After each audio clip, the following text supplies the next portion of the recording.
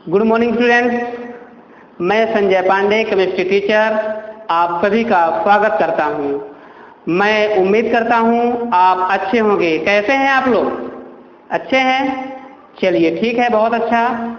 मैं उम्मीद कर रहा हूं कि आप अच्छे भी होंगे, लॉकडाउन का पालन भी कर रहे होंगे और मास्क और सैनिटाइजर का भी अवश्य उपयोग कर रहे होंगे, क्योंकि मोदी जी जानते हैं क्या कहते हैं, जान है तो जहान है। यदि आप अच्छे होंगे तो निश्चित रूप से आप अच्छा काम करने की कोशिश करेंगे। तो मैं भी आपको कह रहा हूं, याद रखिएगा, जान है तो जहान है। यदि आप अच्छे हैं तो किसी दूसरे को भी अच्छा कहने के लिए उम्मीद रखेंगे। और हम चलते हैं अपने टॉपिक में। आपको मैं पिछले वीडियो में बताया था, क्या बताया था? क्वथनांक में उन्नयन यानी एलिवेशन इन बॉइलिंग पॉइंट। आज मैं आपको बात कर रहा हूं किसकी? डिप्रेशन इन फ्रीजिंग पॉइंट यानी हिमांक में अवनमन। ये भी एक महत्वपूर्ण क्वेश्चन है। मैं आपको पहले से बता के रखा हूं, चार क्वेश्चन मैं आपको बताऊंगा। उन चारों में से कोई एक पेपर में आएगा और एक मैं 5 क्वेश्चन बताऊंगा, 2 नंबर वाले, उनमें से कोई न कोई एक आ जाएगा। ठीक है बच्चों, तो मैं आपको बता चुका हूं, जैसे नॉर्मलता, मोललता, हार्मलता, मोल प्रभात, मोल फ्रैक्शन जिसको बोलते हैं, और पीपीएम। इनमें से कोई न कोई एक 2 नंबर का क्वेश्चन पेपर में पूछा जाता है। इसके बाद जो 3 नंबर का क्वेश्चन होगा तो आपके सामने मैंने प्रेजेंट किया, राउल्ट का नियम। दूसरा क्वेश्चन क्वथनांक में उन्नयन। ये तीसरा क्वेश्चन है डिप्रेशन इन फ्रीजिंग पॉइंट यानी हिमांक में अवनमन। तो आइए इसके बारे में बात करते हैं, होता क्या है। बच्चों, एक सामान्य बात मैं आपको बोलना चाहूंगा, थोड़ा ध्यान दीजिएगा, लॉजिक लगाना है आपको। क्या मैं पानी गर्म कर रहा हूं, ठीक है। एक बॉटल लिया, मतलब बर्तन लिया, उस बर्तन में मैंने पानी डाला। पानी को जैसे ही टेम्परेचर दिया, पानी उबल रहा है, ठीक है। हाई टेम्परेचर दिया, पानी उबलना शुरू हो गया। एक कोई आवासशील विलेय पदार्थ मैंने उसमें डाल दिया। आवासशील का मतलब जिसका जो मतलब घुल ना सके, जो जाकर के टेम्परेचर को कम कर दे, वो कौन सा होगा? माना कि ये डिस्टर। ये क्या है? मैंने एक डिस्टर लिया, पानी मान लीजिए उबल रहा है, तो मैं इसको इसमें डाल दूंगा तो पानी उबलता और उबलना शुरू हो जाएगा कि बंद हो जाएगा? पहले आप ये बताइए। XYZ, आप दूध को गर्म कर रहे हैं, जैसे दूध उपनाना शुरू करता है तो उस बर्तन के ऊपर आना चाहता है, ठीक है। समझ में आ रहा है कि नहीं? पहले ये बताइए, कमेंट करिए। यदि समझ में आ रहा है तो निश्चित रूप से आप कमेंट करिए, मैं आपको जवाब दूंगा। सामान्य रूप से कोई भी हो, घर में अगर दूध उबालना शुरू करते हैं तो यदि मान लीजिए अपन लोग नहीं देखते हैं तो अचानक क्या होता है, दूध ऊपर आने, बर्तन से ऊपर आने की कोशिश करता है। अपन लोग क्या करते हैं, थोड़ा सा या तो गैस बंद कर देंगे या ऊपर से पानी का छींटा मारेंगे, तो क्या होता है, दूध नीचे बैठ जाता है। उसी प्रकार से मैं पानी गर्म कर रहा हूं, पानी उबल रहा है, तुरंत ले जाकर इसको डाल दूंगा तो क्या होगा, उस उबलने की प्रक्रिया को वहां पे रोक देगा। ये क्या है? अवाष्पशील विलेय वाला पदार्थ है। तो क्वेश्चन कैसे बनेगा, मतलब इसका जवाब कैसे देंगे? जब किसी वाष्पशील द्रव में कोई अवाष्पशील विलेय पदार्थ मिला दिया जाए तो वाष्प दाब क्या हो जाता है, वहां पे कम हो जाता है, ठीक है। ये यहाँ पे अवनमन का मतलब क्या होता है? कमी। तो देखिए क्या लिखा हुआ है आपके सिलेबस में, क्या होगा कि जब किसी विलायक में अवाष्पशील विलेय पदार्थ मिला दिया जाता है तो विलायक के वाष्प दाब में क्या होती है बच्चों? कमी हो जाती है, ठीक है। इतना समझ में आ गया? जब किसी विलायक में कोई अवाष्पशील विलेय पदार्थ मिला दिया जाता है तो विलायक के वाष्प दाब में क्या होती है? कमी आ जाती है। फिर देखिए क्या होगा, अर्थात विलयन का वाष्प दाब विलायक के वाष्प दाब से हमेशा क्या होगा बच्चों? कम होगा। वहां पे जस्ट इसी का उल्टा था, यहाँ पे क्या हो रहा है, विलयन का वाष्प दाब विलायक के वाष्प दाब से क्या होता है, हमेशा कम होता है। फिर इसके बाद क्या करते हैं, विलयन के लिए ठोस एवं द्रव प्रावस्था दोनों एक दूसरे के क्या होते हैं, साम्यावस्था में होते हैं। तो हमारी डिफिनीशन निकल के आती है कि विलायकों एवं विलयनों के हिमांकों का अंतर, क्या बच्चों निकल के आया, विलायकों एवं TF स्टैंडर्ड क्या हो जाएगा, TF स्टैंडर्ड माइनस TF बराबर या इक्वल डेल्टा TF, ठीक है। समझ में आ गया कि नहीं? ये क्या है हमारा? ये विलायक है, ये हमारा क्या विलयन है, ये हिमांक में अवनमन है। तो डिफिनेशन निकल के आ गई, विलायकों एवं विलयनों के हिमांकों का अंतर हिमांक में अवनमन कहलाता है। इसे डेल्टा टीएफ से व्यक्त करते हैं। बच्चों, मैं आपको पिछली वीडियो में ले चलता हूं। जैसे क्वथनांक में उन्नयन पढ़ा था, आपने क्या क्वथनांक उन्नयन पढ़ा था? विलयन एवं विलायकों के, यानी ऐसा कैसा था वो? टीवी माइनस टीवी स्टैंडर्ड बराबर डेल्टा टीवी। ये आप क्या कर चुके हैं? इसको पढ़ चुके हैं। ये क्वथनांक में उन्नयन है। तो आपने यहाँ पे क्या लिखा? विलयन एवं विलायकों के क्वथनांकों का अंतर क्वथनांक में उन्नयन कहलाया। इसी प्रकार से ये भी है। मैं दोनों को आपको एक दूसरे से रिलेशन दे रहा हूँ। इस रिलेशन के माध्यम से आप अच्छे से पढ़िए, क्योंकि वो पढ़ना और समझना एक दूसरी बात हो गई। मैं आपको लॉजिक के माध्यम से पढ़ाऊंगा, एक बेहतर शिक्षा दूंगा। ठीक है? तो आप थोड़ा समझने की कोशिश करिए। मैं दोनों एक दूसरे का रिलेशन दे रहा हूँ। विलयन एवं विलायकों के क्वथनांकों का अंतर क्वथनांक में उन्नयन कहलाता है। ये क्या हो जाएगा? TF standard minus TF. इसमें थोड़ा सा चेंज है, तो हम क्या बोलेंगे यहाँ पे? विलायकों एवं विलयनों के हिमांकों का, क्योंकि मैंने हिमांक पढ़ रहा हूँ, हिमांकों का अंतर हिमांक में अवनमन कहलाता है। इसे डेल्टा टीएफ से व्यक्त करते हैं। क्या बच्चों समझ में आ गया डिफिनीशन? हिमांक में अवनमन की डिफिनीशन बन जाएगी आपसे कि मैं बोर्ड में लिखूं? मैं बार बार बोल रहा हूं, आप इसको अच्छे से लिख लीजिएगा और समझ लीजिएगा। ठीक है बच्चों, अब आगे चलते हैं हम। डिफिनीशन तो हो गई। अब आपको यह पता है कि एक मैं ग्राफ बनाया हूं, फ्लो चार्ट। इस फ्लो चार्ट में देखिए क्या लिखा हुआ है? वेपर प्रेशर और टेम्परेचर के बीच में हमने क्या खींचा? ग्राफ खींचा हूं। और ये देखिए ग्राफ खींचा गया। इसमें कुछ वक्र दिख रहे हैं। वो वक्र देखिए क्या है? A B C D E. ठीक है बच्चों, ये समझ में आ गया आपको? फिर इसके बाद क्या होता है? और आगे देखिए, ए से बी तक हमारा क्या लिखा हुआ है? विलायक। बी से लेकर के सी के बीच में क्या लिखा हुआ है? ठोस विलायक। यानी ए से बी के बीच में विलायक है और बी से लेकर के सी के बीच में ठोस विलायक है। इसी प्रकार से आप देखिए यहाँ पे क्या है? सी से लेकर के डी के बीच में जो दिया हुआ है, तो सी से लेकर के डी के बीच में क्या लिखा है बच्चों? विलयन लिखा हुआ है। और इसके बाद सी से लेकर ई के बीच में क्या लिखा हुआ है? ठोस विलयन। यानी आपको यहाँ पे 4 पॉइंट मिला हुआ है। क्या मिला है बच्चों? ए टू बी के बीच में लिखा है विलायक, बी से सी के बीच में लिखा हुआ ठोस विलायक, इसी प्रकार से सी से डी के बीच में लिखा है विलयन। और आपका क्या, या तो हम यहाँ से सी से ई के बीच में कर सकते हैं, तो क्या लिखा है बच्चों? ठोस विलयन। इतना समझ में आ गया? इसके बाद क्या लिखा है? इन दोनों का अंतर लिखा हुआ है, डेल्टा टीएफ है। क्या है? टीएफ, और ये टीएफ स्टैंडर्ड है। टीएफ स्टैंडर्ड क्या है? शुद्ध विलायक है। और टीएफ क्या है बच्चों? विलयन है। समझ में आ गया? ये ग्राफ के बारे में मैंने आपको डिस्क्रिप्शन कर दिया, समझा दिया। अब चलते हैं हम एक एक पॉइंट लिखते हैं। तो 2 वक्र प्राप्त होते हैं। ये फर्स्ट में बात कर रहा हूं, वक्र ए बी। वक्र ए बी की बात कर रहा हूं। ठीक है? तो आप लिखिए वक्र ए बी विभिन्न तापों पर, लिखना शुरू करिएगा। वक्र ए बी विभिन्न तापों पर शुद्ध विलायक के वाष्प दाब को प्रदर्शित करता है। ठीक है बच्चों, लिखिए वक्र ए बी विभिन्न तापों पर, विभिन्न तापों पर, वक्र ए बी विभिन्न तापों पर शुद्ध विलायक के वाष्प दाब को व्यक्त करता है। क्या होगा? शुद्ध विलायक के वाष्प दाब को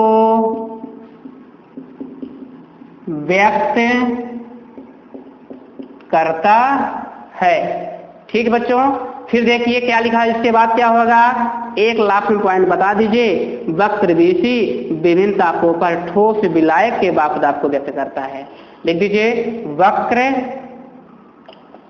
बीसी विभिन्न तापों पर, विभिन्न तापों पर क्या लिखा है, बी और सी विभिन्न तापों पर ठोस विलायक लिखा है, तो क्या लिखेंगे, विभिन्न तापों पर ठोस विलायक के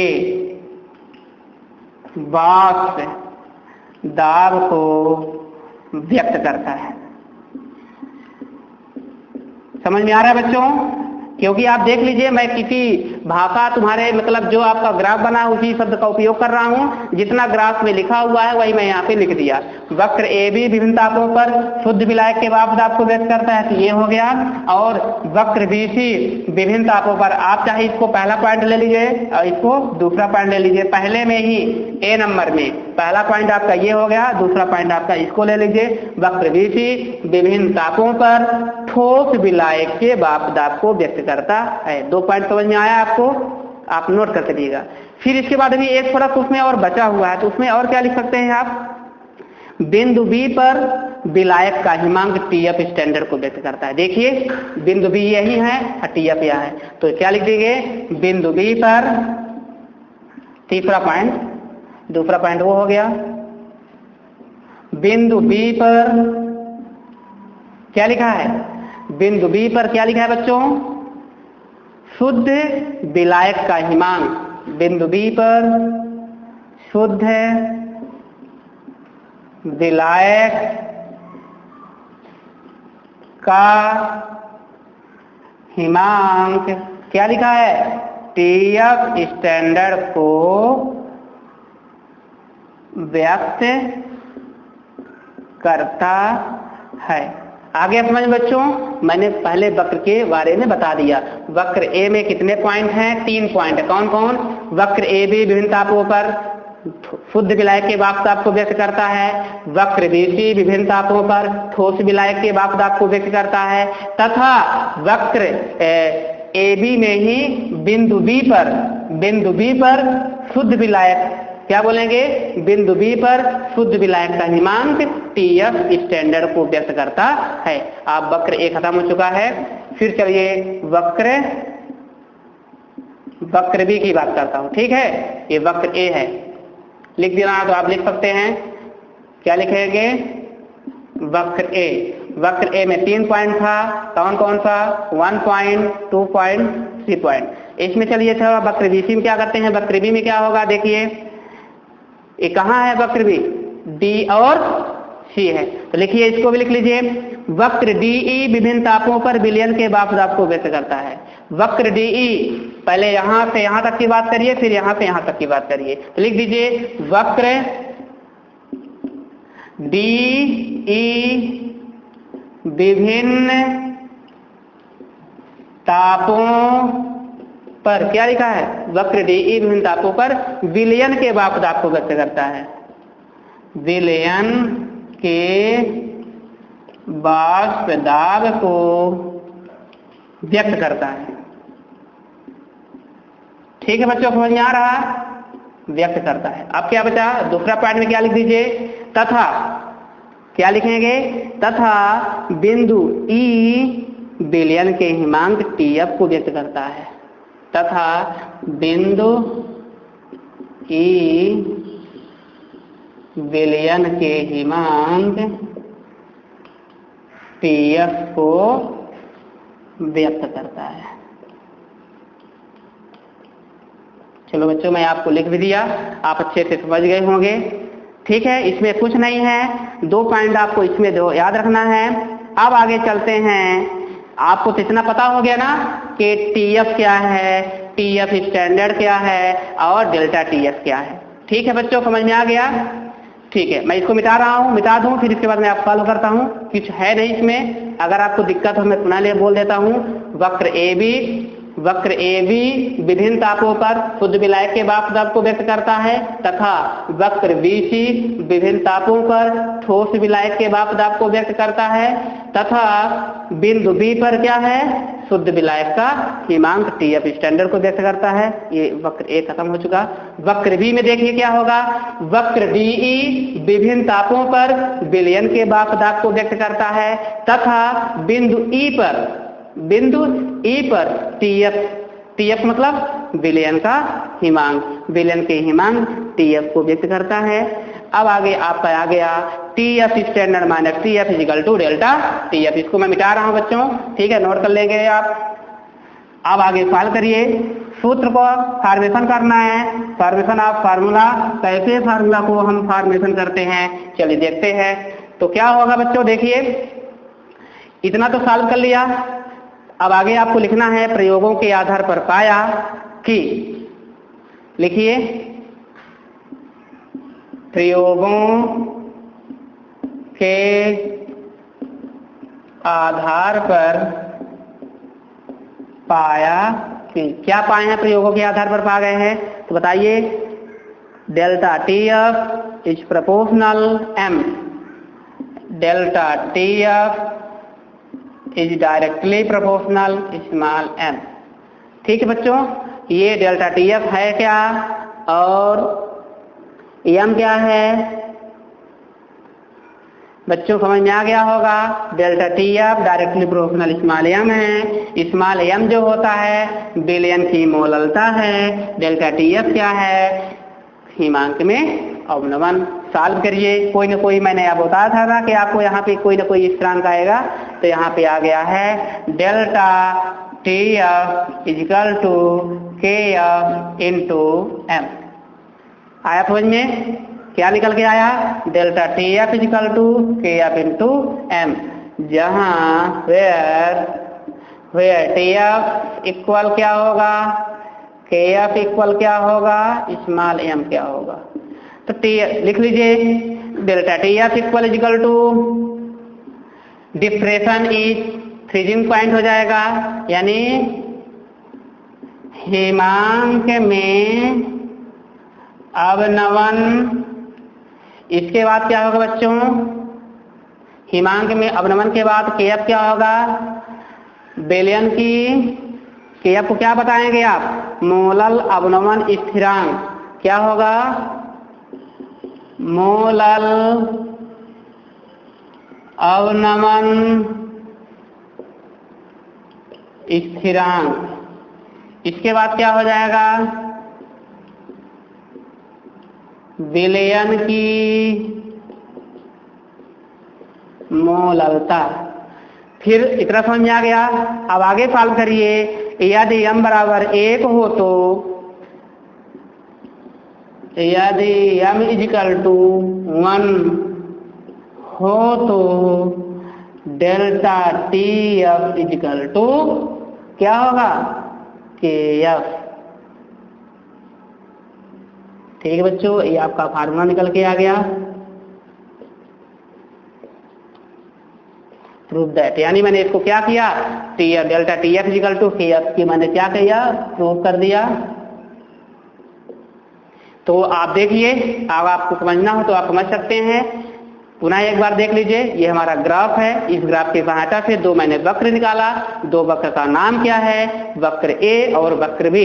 वक्र A में 3 पॉइंट, वक्र B में 2 पॉइंट।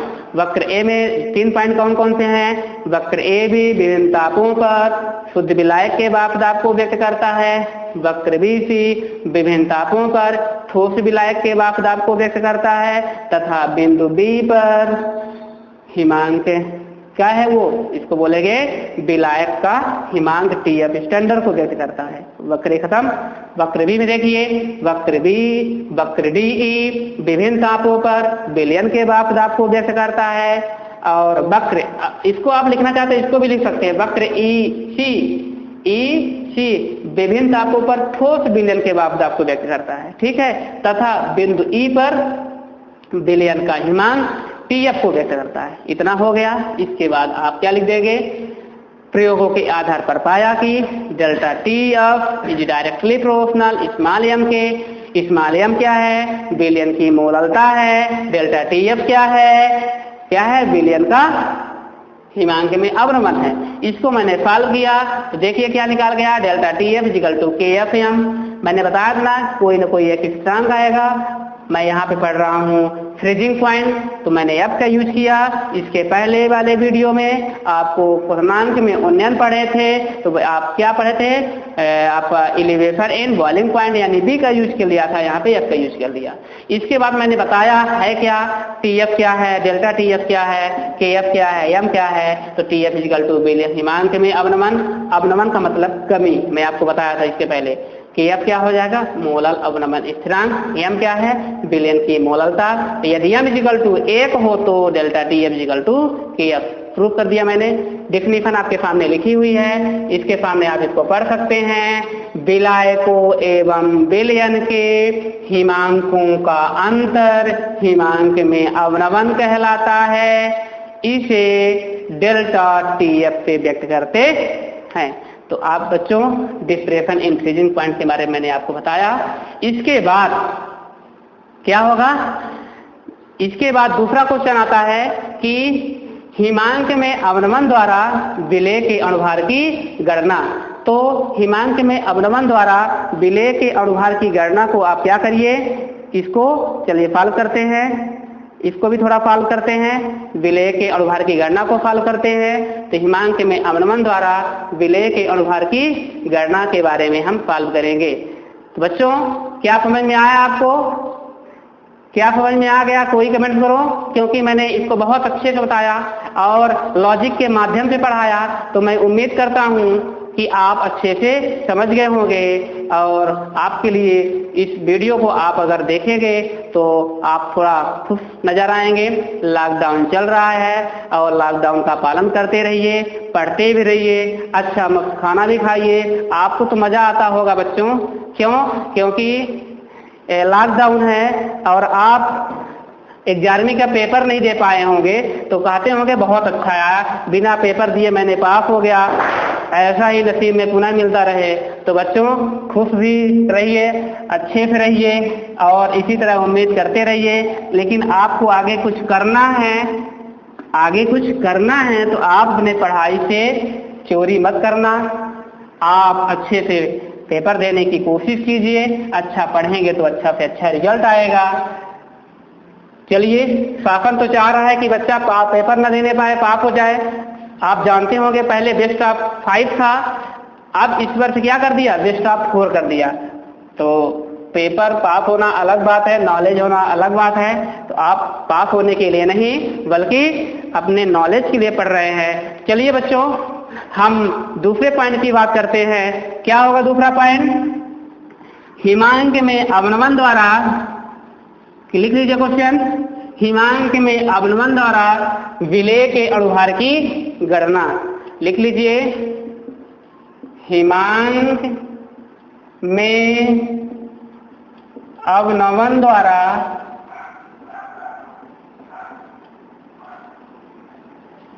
विलय के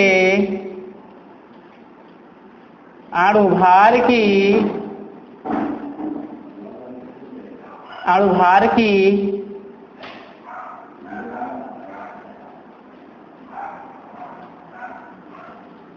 गणना। हिमांक में अवनमन द्वारा विलय के अणुभार की गणना। चलिए अब हिमांक की सहायता से विलय के अणुभार की गणना करते हैं। तो आपको पहले से फार्मूला पता है बच्चों, कोई बताओ पहला फार्मूला क्या था। जब हिमांक में अवनमन को मैंने सॉल्व कर रहा था तो आपको मैंने बताया था, कोई बताएगा क्या, चलिए बताइए, लिख लीजिए, हिमांक में अवनमन की सहायता से, हिमांक में अवनमन की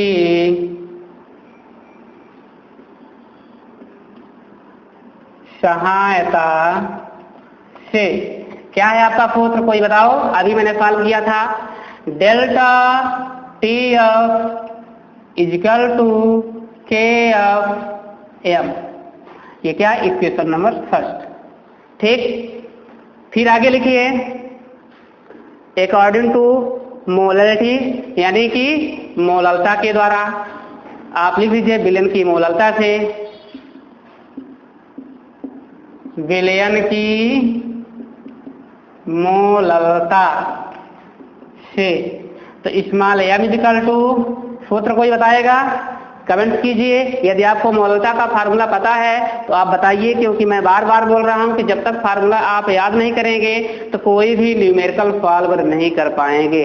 और ये निश्चित मान के चलिए कि 5 पॉइंट में से कोई ना कोई एक पॉइंट पेपर में आना है, या तो न्यूमेरिकल के रूप में आए या डिफिनीशन पूछ ले कि फार्मूला किसे कहते हैं, नॉर्मलता किसे कहते हैं, मोललता किसे कहते हैं। तो सिर्फ डिफिनीशन लिखने पर काम नहीं चलेगा, क्योंकि बच्चे क्या करते हैं, सोचे कि 2 नंबर का क्वेश्चन आया तो डिफिनीशन लिख देते हैं, कहानी खत्म। तो डिफिनीशन लिखने पर काम नहीं होने वाला है, उसके नीचे आपको फार्मूला जरूर लिखना पड़ेगा।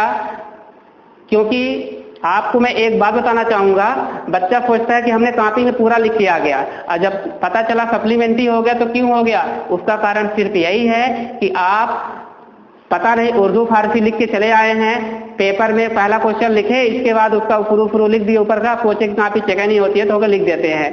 तो जो कॉपी में नंबर देने का मन रहेगा वो भी कट जाता है। क्यों? क्योंकि मैंने एक कॉपी चेक किया था, ऐसा कोई बच्चे मतलब उसको कर रहा था, मतलब कोई ना कोई उसमें क्या बोला कि मैं तो अच्छा लिखा था, मैं कोर्ट पेश करूंगा, हाई कोर्ट में जाऊंगा। इसके बाद मैंने मेरे कॉपी बुलाई गई, कॉपी को मैंने देखा तो वाकई में वो कॉपी गलत थी, और कॉपी गलत होने के कारण उसने नंबर काटा, और उसमें 2 क्वेश्चन सही था तब भी उन्होंने नंबर काट लिया। उसका कारण क्या है कि यदि आप अच्छे से अच्छा लिखना चाहते हैं तो कॉपी चेक करते समय नंबर देने में कोई प्रॉब्लम नहीं होती। आप दुनियादारी लिखेंगे, इधर का उधर मैटर लिखेंगे तो क्या होगा, जो आपका सही होगा उसको भी काट दिया जाएगा।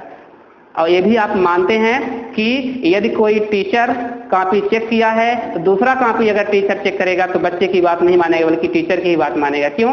क्योंकि वो भी तो एक टीचर था, कॉपी चेक किया है। तो थोड़ा विशेष ध्यान देना है इस बातों को, क्योंकि बच्चा इसका नाजायज फायदा उठाता है। चलो हो गया, ऊपर ऊपर लिख देते हैं, कोई दिक्कत नहीं है, तो थोड़ा इसमें ध्यान देना है। ठीक है बच्चों? तो मैं आपको बार बार इसलिए बोल रहा हूं कि आप उसको नोट करते रहिए, लिख लग कर आपको याद करना है। पागल होना पड़ता है, पहले केमिस्ट्री आपको ऐसी नहीं याद हो जाएगी, केमिस्ट्री का फार्मूला आप बिना याद कर पाए। उसको क्या करना पड़ेगा, आपको 1 या 2 भरनी पड़ेगी फार्मूला। जब तक आप याद नहीं कर पाएंगे तो प्रॉब्लम आपके पास होती रहेगी। इसीलिए मैं आपको शायद एक वीडियो मैंने आपको पीरियोडिक टेबल के बारे में बताया कि आप उसको अच्छे से याद करते रहिए। आवश्यकता जब उसकी पड़ेगी तो उसको भी हम उपयोग करेंगे। ठीक है, चलते अपने सिलेबस में चलते हैं। विलयन की मोललता टॉपिक में कोई बताओ, विलयन की मोललता नहीं बताएंगे तो मैं बोल रहा हूँ, ये देखिए लिखिए, आप लोग भी लिखिए। Small m equal to WB into 1000 upon MB into WA, और क्या हो जाएगा ग्राम में 21 नंबर सेकंड। आप लिख दीजिए समीकरण 1 या 2 से लिख दीजिए, या आप ऐसा भी लिख सकते हैं, putting the value of m in equation number 6। तो आप लिख सकते हैं समीकरण 2 से इक्वेशन नंबर सेकंड, समीकरण 2 से m का मान समीकरण 1 में रखने पर रख दीजिए। कहाँ समीकरण 1 आपका ये है, delta TF equal to KF into, और m लिखा हुआ है, m को मान लीजिए यही मान ले जाना है, तो आप यहाँ पे m लगा दीजिए। क्या होगा, WB इंटू 1000 पान MB इंटू WA, और किसमें ग्राम में रहेगा। ये मैंने पुट कर दिया वैल्यू। अब बच्चों आप सॉल्व करिए। आप ये बताने की कोशिश कीजिए कि जो KF है इसका मल्टीप्लाई कहाँ होगा, नीचे होगा कि ऊपर? कमेंट कीजिए। तो आप ध्यान दीजिएगा, ये KF का मल्टीप्लाई ऊपर होगा ना कि नीचे। और m भी हमको यहाँ पे चाहिए, क्योंकि लिखा हुआ है विलेय के अणुभार की गणना, तो विलेय के अणुभार को किससे दर्शाते हैं, आपको मैं MB से दर्शाते हैं। ठीक है बच्चों, तो MB आपका यही है, MB निकालिए आप। तो आप निकालिए MB इक्वल टू क्या होगा, MB इक्वल टू, पहले बात तो आप MB ना निकालिए अभी, इसके पहले मल्टीप्लाई करिए। Delta TF equal to KF into WB into 1000 upon MB into WA, किसमें, ग्राम में। अब आगे क्या होगा, चले निकालिए आगे। Delta T F equal to, अब डेल्टा टी एफ क्यों लिखूंगा वहां पे, डेल्टा टी एफ नहीं लिखेंगे, क्यों, क्योंकि मुझे एम बी चाहिए, तो एम बी लिखेंगे। एम बी इजिकल टू क्या होगा, M B equal to K F into W B, ये बी है बच्चों, थोड़ा ध्यान देना, मैं बोल भी रहा हूँ लेकिन लिखने में अगर तो त्रुटि हो जाती है उसको आप नोटिस न करिएगा। K F into W B into 1000 upon M B तो निकल गया है यहाँ पे, तो ये क्या हो जाएगा, क्योंकि इसका मल्टीप्लाई यहाँ पे हो जाएगा, तो आपको पता है कैसे, यहाँ पे हो जाएगा delta T F into W ए, ये ग्राम में। ये बच्चों आपका क्या निकल के आया, फार्मूला। और पेपर नंबर क्या बोलेंगे, इसको हम 3 बोलेंगे। लिख दीजिए, आता है समीकरण 3 की सहायता से विलेय के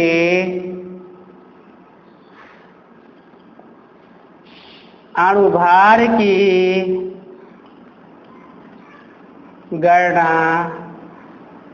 की जा सकती है। समीकरण 3 की सहायता से विलेय के अणुभार की गणना की जा सकती है। तो बच्चों चलिए मैं इसको ही प्रूव कर दिया, एक बार पुनः थोड़ा देख लीजिए, क्योंकि थोड़ा मैथमेटिकल है, निश्चित रूप से मैं मानता हूँ। आपको मैथमेटिकल कहाँ तक मिलेगा, फिजिकल केमिस्ट्री में 2nd चैप्टर, 3rd चैप्टर और 4th चैप्टर, सिर्फ 3 चैप्टर के लिए प्रॉब्लम होती है, तो आप थोड़ा इसको विशेष ध्यान दीजिए। इसके बाद आपको न्यूमेरिकल नहीं मिलेगा, परेशान मत होइए, क्योंकि न्यूमेरिकल थोड़ा पेपर में आता ही है, रहेगा तो आपका अथवा में ही, लेकिन पूछा तो जाता है पेपर में, तो आप थोड़ा इसमें कोशिश करिए पढ़ने के लिए, ठीक है। हिमांक में अवनमन द्वारा विलेय के अणुभार की गणना, पेपर में क्वेश्चन कैसे बनेगा, हिमांक में अवनमन किसे कहते हैं, विलेय के अणुभार की गणना कीजिए। तो इसका आंसर जो होगा तो सूत्र ये होता है बच्चों, कहाँ पे सूत्र में लिख दो, यहाँ पे लिख देता हूँ, सूत्र लिख देता हूँ, ठीक है। क्या होगा, टी एफ स्टैंडर्ड माइनस, क्या होगा बच्चों, T F standard minus T F equal to delta T F. यानी कहने का मतलब क्या हुआ, ये आपका डिफिनीशन है। क्या है डिफिनीशन, इसको टी एफ स्टैंडर्ड क्या बोलेंगे, शुद्ध विलाय, यानी विलायकों एवं विलयनों के हिमांकों का अंतर। अगर मान लीजिए आपको भूल जाती है डिफिनीशन, तो आप ये याद रखिए कि अगर हम हिमांक पढ़ रहे हैं तो हिमांकों का अंतर यूज करेंगे, और यदि हम क्वथनांक पढ़ रहे हैं तो क्वथनांकों का यूज करेंगे, ठीक है।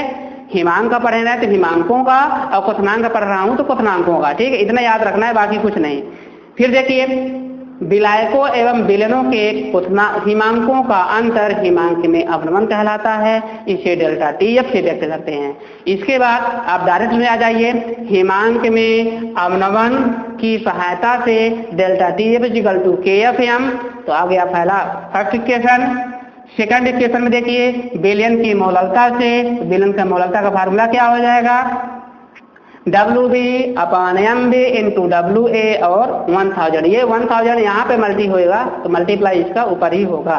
इसके बाद समीकरण 2 से एम का मान समीकरण 1 में रखने पर putting the value of M equation number 1, तो क्या हुआ, क्या हो जाएगा, delta T F equal to K F into M T M B into W A. इसके बाद इसका मल्टीप्लाई इसमें कर दिया, तो delta T F equal to K F into W B into 1000 upon M B into W A.